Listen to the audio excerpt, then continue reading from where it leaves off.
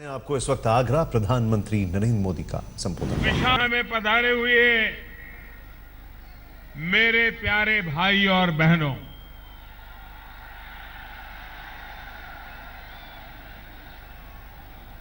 मुझे बताया गया कि आप सुबह 10 बजे से आना शुरू कर दिया था। घंटों से आप इंतजार कर रहे हैं। आप इतना कष्ट उठा करके मुझे आशीर्वाद देने के लिए आए, इसलिए मैं आप सबको प्रणाम करता हूं, आपका धन्यवाद करता हूं। भाइयों बहनों, आज सुबह ही कानपुर के पास रेल दुर्घटना के कारण अनेक लोगों की मृत्यु हो गई, अनेक लोग घायल हो गए। भाइयों बहनों, राहत के हर बचाव के हर काम चल रहे हैं। केंद्र सरकार की तरफ से इस दुर्घटना की पूरी जांच तो होगी ही, लेकिन जो घायल है, जिनकी मौत हुई है, उन सबके परिवारों की आर्थिक सहायता, घायल लोगों की सारवार की चिंता, रेलवे की पूरी शक्ति लगी हुई है। लेकिन इस जो घटना घटी, जिन जिन परिवारों ने अपने स्वजन खोए हैं, उन सब के प्रति मेरी संवेदना प्रकट करता हूं, मृतात्माओं के प्रति श्रद्धांजलि प्रकट करता हूं। और भाइयों बहनों, आज मैं थोड़ी देर पहले यहां पड़ोस में ही भारत सरकार का एक बहुत बड़ा कार्यक्रम का आरंभ करके आपके बीच आया हूं। 2 प्रमुख कार्यक्रम थे। एक था प्रधानमंत्री आवास योजना ग्रामीण। 2022 में जब हमारा देश आजादी के 75 साल मनाता होगा, तब हिंदुस्तान के गरीब से गरीब के पास अपना खुद का घर होना चाहिए, ये संकल्प लेकर के मैं काम कर रहा हूं। और इसलिए आज आगरा में हमारे नरेंद्र सिंह जी तोमर के नेतृत्व में, उनके साथी श्रीमान रामकृपाल यादव जी के नेतृत्व में प्रधानमंत्री ग्रामीण आवास योजना का मुझे शिलान्यास करने का सौभाग्य मिला। 267 वर्ग फीट का घर, और पहली बार हमने जो इलाका है, उस इलाके के लोगों की आदत जिस प्रकार के घर की है, जिन प्रकार की चीजों से वो घर बनाते हैं, ऐसी लचीली व्यवस्था करके घर बनाने का एक बीड़ा उठाया है। 100 से ज्यादा अलग अलग राज्यों के लोगों की आदत के अनुसार उसके मॉडल तैयार किए हैं। और घर भी सिर्फ 4 दीवारें नहीं, घर भी यानी एक डिब्बा खड़ा कर दिया, डिब्बा, और परिवार वालों को डिब्बे में बंद कर दिया, ऐसा नहीं। सच्चे अर्थ में घर बनाने का काम आज से प्रधानमंत्री ग्रामीण आवास योजना के तहत पूरे देश के लिए योजना को आज उत्तर प्रदेश की आगरा की धरती से मैं प्रारंभ कर रहा हूं। करोड़ों करोड़ों घर बनाने हैं। ये घर बनाने के लिए कारीगर लगेंगे, राजमिस्त्री लगेंगे। देश के पास बेरोजगार लोग तो मिलेंगे, लेकिन काम होने पर भी राजमिस्त्री नहीं मिल जाएंगे। और इसलिए सरकार ने पिछले कुछ महीनों से पूरे हिंदुस्तान के कोने कोने में राजमिस्त्री बनाने के लिए नौजवानों को ट्रेनिंग देने का एक बड़ा अभियान चलाया है, ताकि गांव-गांव लोकल राजमिस्त्री तैयार हो, करोड़ों करोड़ों घर बने और उस घर के कारण नौजवान को रोजगार भी मिले। इसके साथ साथ पहले मनरेगा का पैसा पता नहीं चलता था किसके काम आता है, किसके नहीं आता है। हमने कहा अगर परिवार के लोग खुद मेहनत करेंगे, अपना मकान बनाने के लिए काम करेंगे, तो उस काम को भी मनरेगा मान करके उनको भी पैसा दिया जाएगा, ताकि उनका घर खुद बनाएंगे तो ज्यादा अच्छा बनाएंगे और खुद का घर भी बनाएंगे, पैसे भी कमाएंगे। ऐसी योजना बनाई। हमने घर ऐसा भी बनाना तय किया है जिस घर में बिजली भी हो, खाना पकाने की व्यवस्था हो। इतना ही नहीं, उज्ज्वला प्रधानमंत्री उज्ज्वला योजना के तहत उस गरीब को गैस का कनेक्शन भी मिल जाए, ताकि गैस के चूल्हे पर वो खाना पका सके। भाइयों बहनों, एक संपूर्ण योजना हिंदुस्तान के गरीब के लिए, गांव के गरीब के लिए। और वैसे ही कुछ दिन महीने पहले प्रधानमंत्री आवास योजना शहरी जनों के लिए, उसको तो लॉन्च कर दिया था। आज मैं ग्रामीण आवास को लॉन्च कर रहा हूं। इसका मतलब यह हुआ कि शहरी क्षेत्र हो, ग्रामीण क्षेत्र हो, सबसे पहला लाभ जिसके पास अपना घर नहीं है, ऐसे मेरे गरीबों को मिलने वाला है। और आजादी के 75 साल होते होते इस काम को पूरा कर दे रहा है। आज मुझे रेलवे के अधिकारी तो मौजूद नहीं थे, मंत्री मौजूद नहीं थे, क्योंकि उनको कानपुर पहुंचना पड़ा। लेकिन रेलवे की भी योजनाएं करीब करीब 1100 करोड़ रुपए की योजनाएं, मथुरा से पलवल, मथुरा से भूतेश्वर, चौथी लाइन, एक प्रकार से यहां आर्थिक गति देने वाला कार्यक्रम, उसका भी मैंने शिलान्यास किया है। और उसके कारण यहां जो रेल में ठहराव आ जाता है, चौथी लाइन होने से गति बढ़ जाएगी। यहां के जीवन में बदलाव लाने में रेल बहुत बड़ी भूमिका अदा करेगा। उस काम का भी प्रारंभ किया है। भाइयों बहनों, ये सरकार गरीबों को समर्पित है। हमने प्रधानमंत्री जन धन अकाउंट का काम किया, ताकि गरीब का बैंक में खाता हो। हमने आधार योजना लागू की, ताकि गरीब को उसके हक का मिलना चाहिए, कोई बिचौलिया गरीब के हाथ से छीनना नहीं चाहिए। भाइयों बहनों, हमने प्रधानमंत्री उज्ज्वला योजना बनाई, ताकि मेरी गरीब मां लकड़ी का चूल्हा जला करके एक दिन में जब खाना पकाती है तो 400 सिगारेट का धुआं उसके शरीर में चला जाता है। वो गरीब मां की तबीयत का हाल क्या होगा। और इसलिए मेरे प्यारे भाइयों बहनों, प्रधानमंत्री उज्ज्वला योजना के तहत गरीब माताओं को गैस का चूल्हा मिले, गैस का कनेक्शन मिले।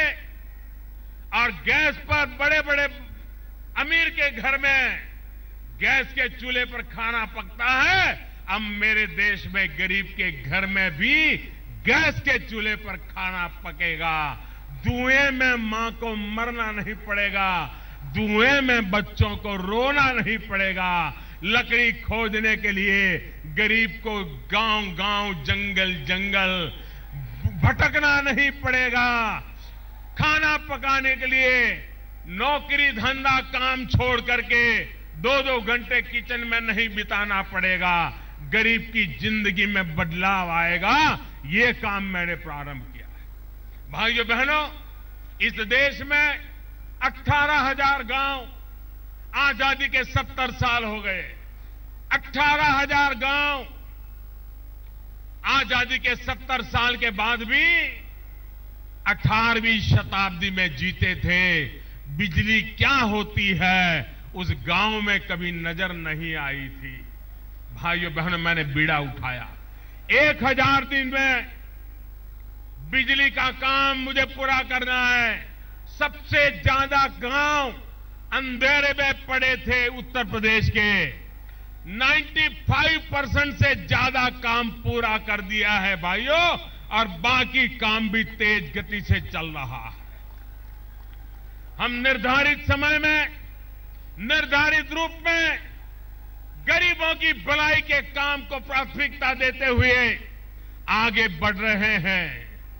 भाइयों बहनों, आज जब मैं आगरा की धरती पर आया हूं, मैं आप सबके माध्यम से देश के गरीबों का, देश के मध्यम वर्ग के लोगों का, देश के पढ़े लिखे लोगों का, देश के ईमानदार लोगों का सर झुका करके नमन करना चाहता हूं। भाइयों बहनों,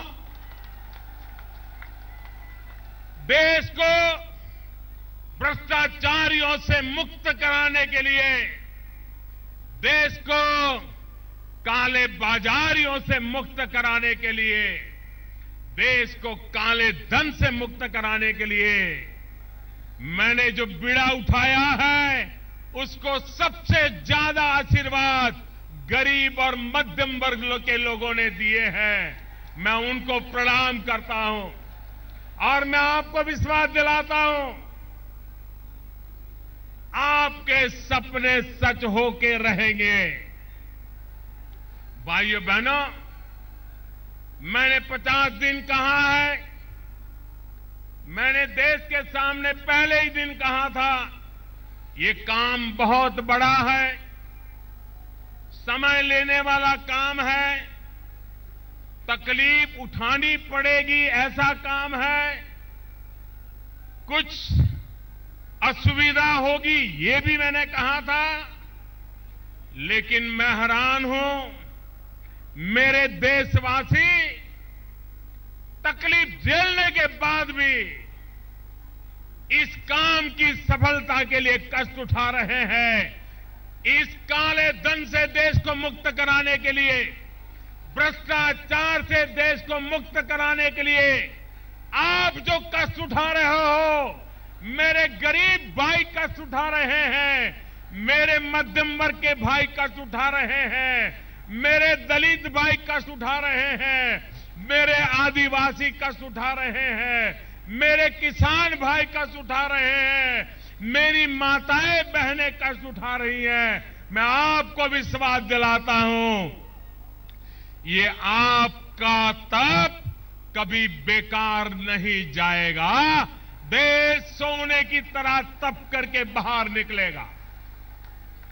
देश सोने की तरह तप करके बाहर निकलेगा, ये मेरा पूरा विश्वास है। और भाइयों बहनों, मैंने 8 तारीख रात को 8 बजे भी कहा था कि मैं हर 2-3 दिन सारी अवस्था का मूल्यांकन करूंगा और जैसे जैसे जरूरत पड़ेगी, छूटछाट बढ़ानी है तो बढ़ाऊंगा, व्यवस्था में सुधार करना है तो करूंगा। हम ऐसे कोई लकीर के फकीर लोग नहीं हैं। और मैंने पिछले दिनों जहां से जनता से मेरे कान पे कोई बात आई, कहीं लचीलापन होना पड़ा तो हम होते रहे हैं, गरीबों की भलाई के लिए काम उठाया है। लेकिन भाइयों बहनों, आप जानते हो, एक समय था जिस शहर को बिजली का बिल 5 करोड़ रुपए इकट्ठा करने में आंखों पानी आ जाता था, 8 तारीख के बाद 500 और 1000 की नोट पर मोदी ने हाथ लगाया। भाइयों बहनों, जहां 5 करोड़ का बिल आता था, उन म्युनिसिपैलिटी को 15 करोड़ का बिल आना शुरू हो गया। ये बिल कौन नहीं देते थे? नियमों का पालन कौन नहीं करते थे? क्या मध्यम वर्ग नहीं करता था? क्या गरीब नहीं करता था? जिनकी पहुंच ज्यादा है, जो नेताओं के अगल बगल पहुंच सकते हैं, जो बाबुओं के अलग अलग पहुंच सकते हैं, वही मजा लेते थे। आज उन सबको 8 तारीख के बाद पाई पाई चुकता करनी पड़ रही। भाइयों बहनों, अभी तो आज 18 तारीख हुई है। भाइयों बहनों, 8 तारीख को शुरू किया, 10 तारीख को बैंक ने काम शुरू किया, आज 20 तारीख हुई है। मेरे भाइयों बहनों, 5 लाख करोड़ से ज्यादा रकम लोगों ने आके बैंकों में जमा करवाई है। 5 लाख करोड़ से ज्यादा। भाइयों बहनों, आप मुझे बताइए, किसी मध्यम वर्ग के व्यक्ति के पास काला धन होता है? गरीब के पास काला धन होता है? नौकरी करके कमाने वाले के पास काला धन होता है? लेकिन अगर उसको बच्चे को स्कूल में छोड़ना है तो स्कूल वाला कहता है 2000 रुपया कैश देना पड़ेगा, 5000 रुपया कैश दोगे तब बच्चे में इसका स्कूल में दाखला होगा। तो एक गरीब आदमी को भी अपना गोरा धन भी काला करके उसको देना पड़ता है। उसको मजबूरन बैंक से अपनी ईमानदारी का पैसा उठा करके उसको कैश में देना पड़ता है। भाइयों बहनों, ये जो मैंने कदम उठाया है, ये गरीब मध्यम वर्ग के मां बाप जो बच्चों को अच्छी शिक्षा देना चाहते हैं, पैसों के अभाव में लुटेरों के कारण नहीं दे पाते हैं, अब वो बीमारी जाने वाली है। मेरे भाइयों बहनों, बीमारी जाने वाली। भाइयों बहनों, एक मध्यम वर्ग का व्यक्ति मकान खरीदना चाहता है, अपना घर बनाना चाहता है, पैसे इकट्ठे किए हैं, बैंक में रखे हैं, कानूनन मेहनत की, ईमानदारी की कमाई का पैसा है। लेकिन जब मकान खरीदने जाता है तो मकान वाला बोलता है 3 लाख रुपया कैश देना पड़ेगा और इतना चेक से देना पड़ेगा। वो कहता है भाई मेरे पास तो कैश है नहीं। वो कहता है कुछ भी करो, ले आओ। उसको बेचारे को सफेद को काले में बेचना पड़ता है, उसका भी पैसा जाता है, वो काला ला करके इसको देना पड़ता है। पूरी इकोनॉमी को कुछ लोगों ने बर्बाद करके मेरे देश के गरीब को, मेरे देश के मध्यम वर्ग को लूटा है। भाइयों बहनों, ये 500 और 1000 की नोटों बंद करने के कारण आपको तो असुविधा हुई है, इसका मैंने पहले दिन भी इनकार नहीं किया था। लेकिन कुछ लोगों की तो सारी जिंदगी तबाह हो जाए, ऐसा उन लोगों को दंड दिया है मैंने, क्योंकि उन्होंने गरीब का लूटा है, मध्यम वर्ग के लूटा है, आपके हक का पैसा लूट करके अपना कारोबार चलाया है। इसलिए भाइयों बहनों, ये लड़ाई मैंने छेड़ी है और मैं जानता हूं कैसे कैसे लोग मेरे खिलाफ आवाज उठा रहे हैं। क्या देश नहीं जानता है चीट फंड में, कारोबार में किसके रुपये लगे थे? लाखों करोड़ों गरीबों ने चीट फंड में पैसा जमा कराया और राजनेताओं के आशीर्वाद से करोड़ों करोड़ों रुपयों के चीट फंड के पैसे गायब हो गए और चीट फंड के कारण सैकड़ों परिवार के मुखियाओं को आत्महत्या करने की नौबत आ गई थी, मरना पड़ा था। जरा इतिहास गवाह करके देख लो। वो आज मुझे सवाल पूछ रहे हैं। भाइयों बहनों,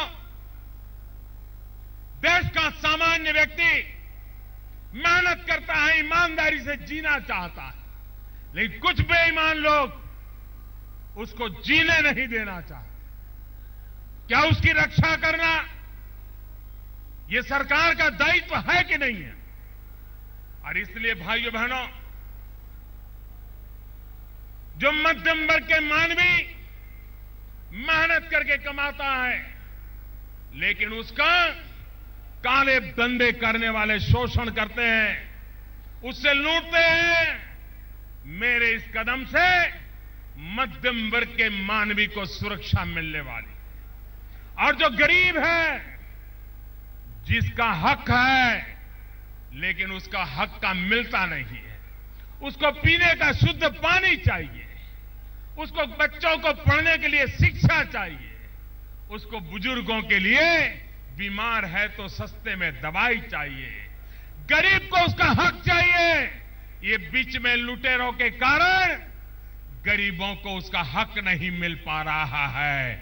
मध्यम वर्ग का शोषण बंद होगा, गरीब को हक मिलेगा, पैसे जमा होंगे। इन बैंकों में 5 लाख करोड़ रुपया आया है, आगे भी आएगा। बैंक वाले क्या करेंगे इसको? क्या डिब्बे में बंद रखेंगे क्या? उनको बाजार में देना पड़ेगा।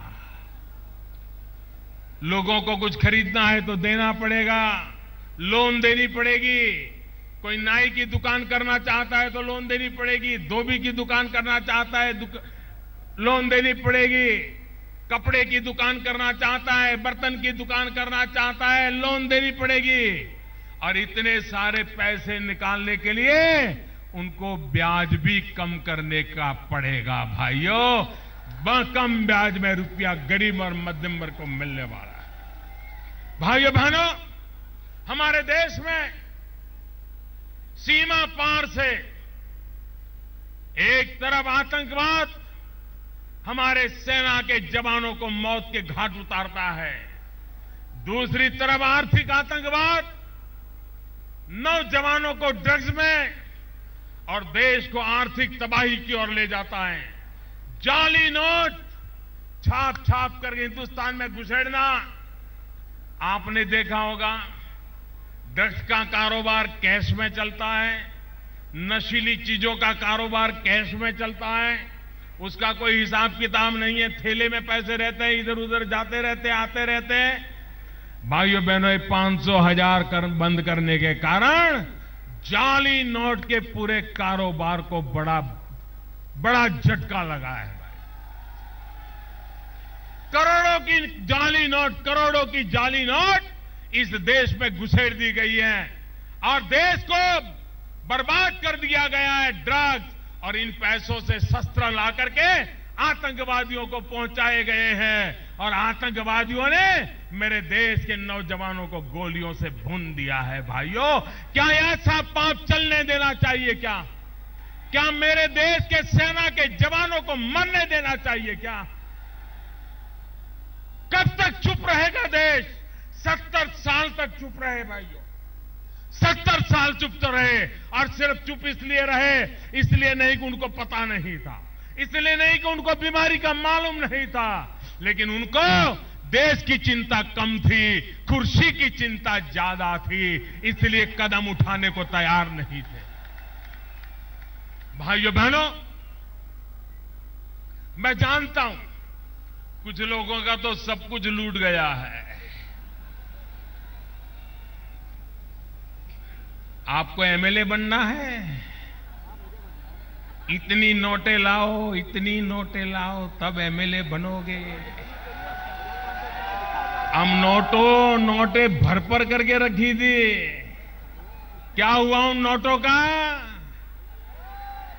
ये नोटें किसकी थी? गरीब और ईमानदार आदमी की थी कि नहीं भाइयों? ये खेल बंद होना चाहिए देश में। और इसलिए मेरे भाइयों बहनों, हमने जो कोशिश की है, देश के मध्यम वर्ग को उसका हक मिले, देश के गरीबों की आशाएं पूरी हो, मध्यम वर्ग का शोषण बंद हो। ये काले जो अर्थनीति चली है, जिसने देश को अंदर से खोखला किया हुआ है। भाइयों बहनों, मैंने कोई निर्णय किसी को परेशान करने के लिए नहीं किया है। मैंने निर्णय देश की भावी पीढ़ी का भला करने के लिए किया है, नौजवानों का भाग्य बदलने के लिए किया। प्यारे मेरे देशवासियों, पहले दिन से मैंने आपसे 50 दिन मांगे हैं कि नहीं मांगे हैं? आप बताइए, 50 दिन मांगे हैं कि नहीं मांगे हैं? 50 दिन थोड़ी तकलीफ रहेगी, मैंने कहा है कि नहीं कहा है? इतना बड़ा देश, इतना बड़ा निर्णय, थोड़ा कष्ट झेलना पड़ेगा, ये मैंने कहा था कि नहीं कहा था? भाइयों बहनों, आज मैं आपसे आग्रह करने आया हूं, मेहरबानी करके ये बदमाश जी करने वाले जो लोग होते हैं ना, बड़े चतुर होते हैं, जो गरीबों के जनधन अकाउंट खुले हैं ना, वहां पहुंच जाते हैं और समझाते हैं कि देखो तुम्हारे खाते में 2.5 लाख डाल दो, 6 महीने के बाद मैं तुम्हें उसमें से 50,000 दे दूंगा, 2 लाख मैं ले जाऊंगा। भाइयों बहनों, ऐसे पापियों को घुसने मत देना, क्योंकि कानून इतना सख्त है कि पैसा देने वाले का तो जो होगा सो होगा, वो तो कह देगा मैंने तो दिए ही नहीं थे, ये तो मेरे पैसे है ही नहीं।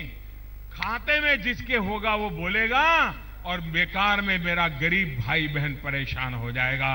मैं नहीं चाहता हूं मेरा कोई गरीब भाई बहन परेशान। ये लोग देने वाले पकड़े जाएंगे तो झूठ बोलेंगे मैंने तो दिया ही नहीं, ये हाथ ऊपर कर देंगे और आप मुसीबत पड़ जाएगी आपके सर पर। भाइयों बहनों, किसी का भी रुपया 500 और 1000 का नोट कोई पकड़ा देता है, मेहरबानी करके मेरे भाइयों बहनों, उससे जितना दूर रह सको रहो, वरना जैसे ही उसने आप में डाल दिया और आपको फंसा करके भाग जाएगा और मेरा गरीब आदमी मर जाएगा। भाइयों बहनों, ये गरीबों को बचाने के लिए मेरी योजना है, ये मध्यम वर्ग के लोगों को बचाने के लिए मेरी योजना है, ये मेरे आदिवासी भाई बहनों को बचाने के लिए मेरी योजना है, उनका भला करने के लिए मेरी योजना है, मेरे किसानों का भला करने के लिए योजना है। और मेरी एक एक योजना इन लोगों को तकलीफ दे रही है और इसलिए मौके के इंतजार में रहते हैं कि मोदी का क्या होता है। आपको मालूम है मेरे किसान भाइयों बहनों, जब खेत में यूरिया की जरूरत होती थी, यूरिया के लिए इस देश में 2-2, 3-3 दिन मेरा किसान कतार में खड़ा रहता था। ठंड में भी वो फुटपाथ पर सो करके यूरिया लेने के लिए कतार में खड़ा रहता था कि नहीं रहता था भाइयों? और जब यूरिया वाला यूरिया नहीं देता था, हो हल्ला होता था, ये पुलिस आकर के किसानों को डंडा मारती थी कि नहीं मारती थी? हमारा किसान लहूलुहान होता था कि नहीं होता था? भाइयों बहनों, ये इसलिए होता था कि काला बाजारी करने वाले लोग ये यूरिया की चोरी करते थे। आता था किसान के नाम पे सब्सिडी वाला यूरिया आता था और वो ट्रक में से उतरता ही नहीं था, वो केमिकल के कारखाने में चला जाता था, क्योंकि केमिकल कारखाने वालों को वो सस्ते में मिल जाता था। और मेरा किसान यूरिया के बिना परेशान रहता था। मैंने आकर के एक काम कर दिया, मैंने यूरिया का निम कोटिंग कर दिया और यूरिया का निम कोटिंग किया, वो भी 100% किया, 100% किया। और जब तक कोई काम 100% नहीं करते ना, सफलता नहीं मिलती है भाइयों। 500 और 1000 का भी 100% ही करना पड़ा मुझे। यूरिया का नीम कोटिंग किया। नीम कोटिंग करने के कारण अब यूरिया किसी भी केमिकल के लिए काम नहीं आता है। वो सिर्फ और सिर्फ किसान के खेत में ही काम आ सकता है, उसका कोई उपयोग नहीं हो सकता। और उसके कारण यूरिया की कालाबाजारी गई, यूरिया का गोरख धंधा गया, किसानों की कतार गई, किसानों पे लाठी चार्ज गया और मेरे किसान के खेत को नीम कोटेड यूरिया मिलने के कारण उसके खेत में भी फायदा हुआ, क्योंकि नीम कोटिंग यूरिया से जमीन को ज्यादा लाभ होता है। वो भी हुआ, फसल को भी लाभ हुआ। भाइयों बहनों,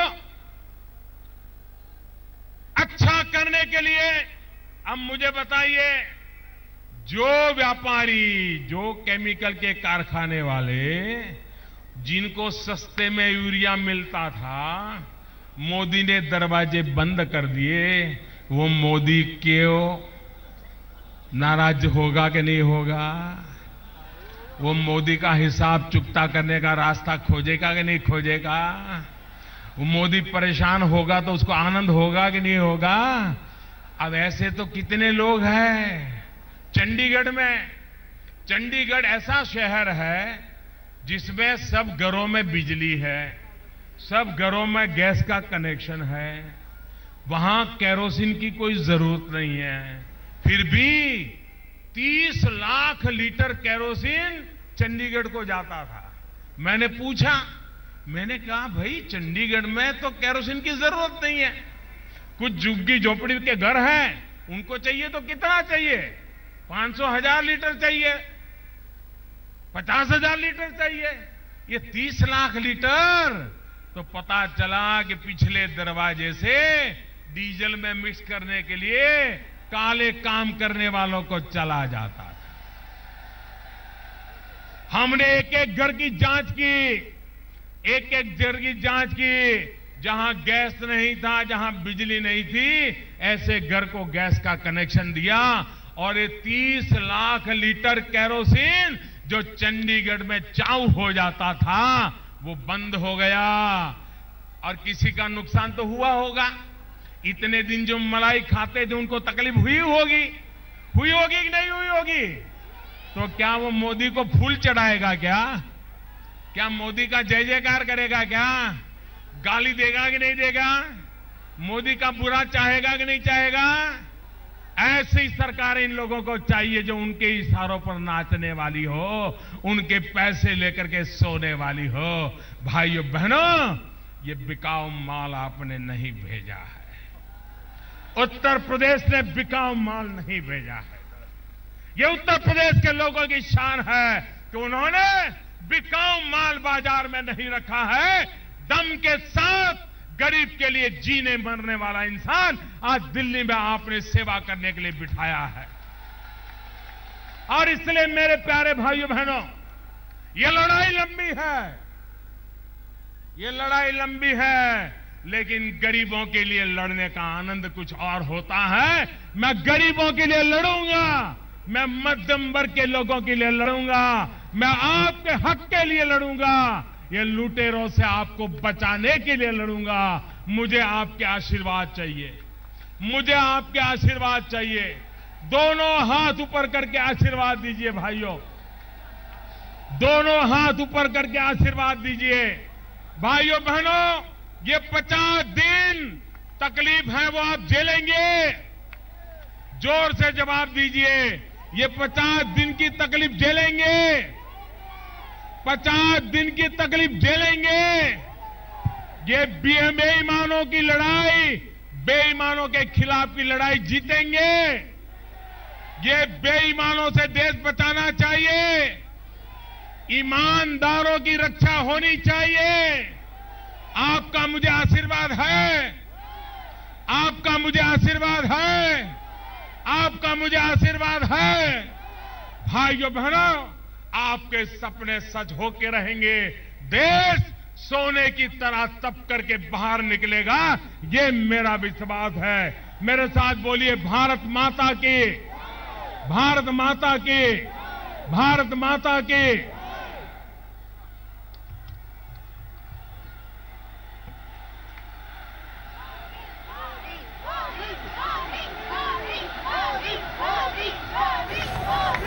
प्रधानमंत्री का तीखा प्रहार। काले धन को लेकर सीधे तौर पर प्रधानमंत्री ने कहा स्कूल का डोनेशन बंद, मकान खरीदने का काला धन बंद, म्युनिसिपैलिटी के पास जो बिजली के बिल आ रहे हैं अब वो बिल जो हैं वो 5 करोड़ की जगह अब वो आ रहे हैं 15 करोड़। प्रधानमंत्री ने सीधे तौर पे कहा कि जो एमएलए के लिए पैसा लिया करते थे वो बंद, और प्रधानमंत्री ने तीखा प्रहार करते हुए कहा कि लोगों ने बिकाऊ माल नहीं भेजा है, लोगों की सेवा करने के लिए भेजा है।